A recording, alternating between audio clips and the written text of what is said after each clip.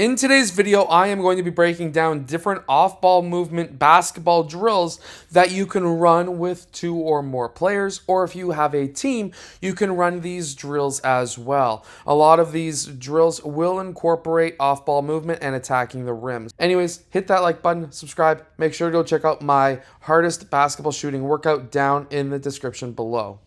In this first drill, we're going to be going from the wing down to the corner and trying to pop the shot as fast as we can. Here we have David as well as Andrew both doing that. You can stack this drill as what you can see right here, where you've got a player who starts in the post who is going out to try and contest the shot.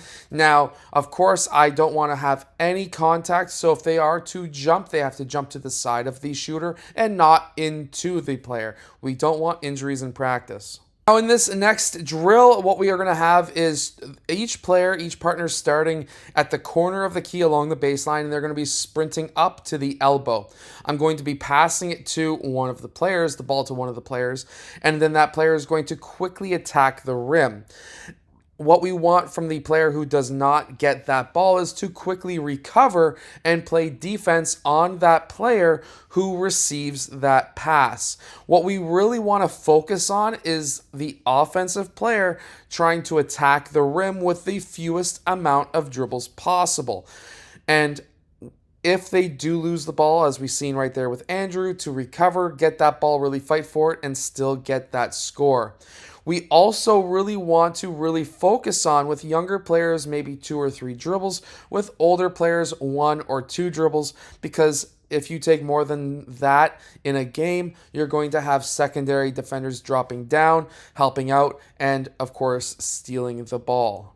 In this video, we are focusing on the dribble handoff. This is something that a lot of younger players do not learn. And of course, if you're in Europe, you're probably not even allowed to do this with younger age groups, but in pretty much the rest of the world, you're allowed to. And when it comes to the dribble handoff, we're trying to really focus on setting that screen, rolling to the basket, and feeding the roll man. However, in this drill, that player who makes that pass, we want him to recover and play defense. Now, of course, this is obviously not going to happen in game. Your teammate is not going to be playing defense on you. However, what we want to do this for is the fact that now you're going to have a trailing defender in a game.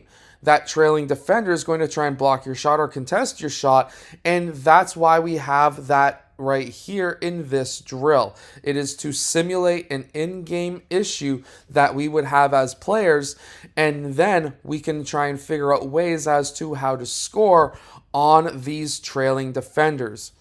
And this is a great drill for all ages, and I'm going to tell you right now, the younger players in this video who are U12 players, they had issues understanding what a dribble handoff was. It's not something that they really kind of learned before. So starting young, you may have to really slowly break down what that dribble handoff is, and so that they can learn how to do that in game. In this drill, what we're seeing now is trying to learn how to get open at the point. A wing-to-point pass is one of the most dangerous passes in the game, and you really have to learn how to receive that pass. You need to continue to run towards that ball. However, usually you're going to need to have a little bit of a cut. Start cutting towards that free throw line and then pop out, which will allow you to create that space, as we see right here, between David and Andrew was able to hit that shot. We really want to try and get that defender to play defense as hard as possible, and we really want to have the fewest amount of dribbles on the offensive side towards the basket. This is what's going to allow us to attack the basket in game, score from the point, and receive passes from the wing going to the point. Because as we all know as coaches, that is a crazy hard pass to be able to make, and of course the defender can play a lot more riskier in that situation.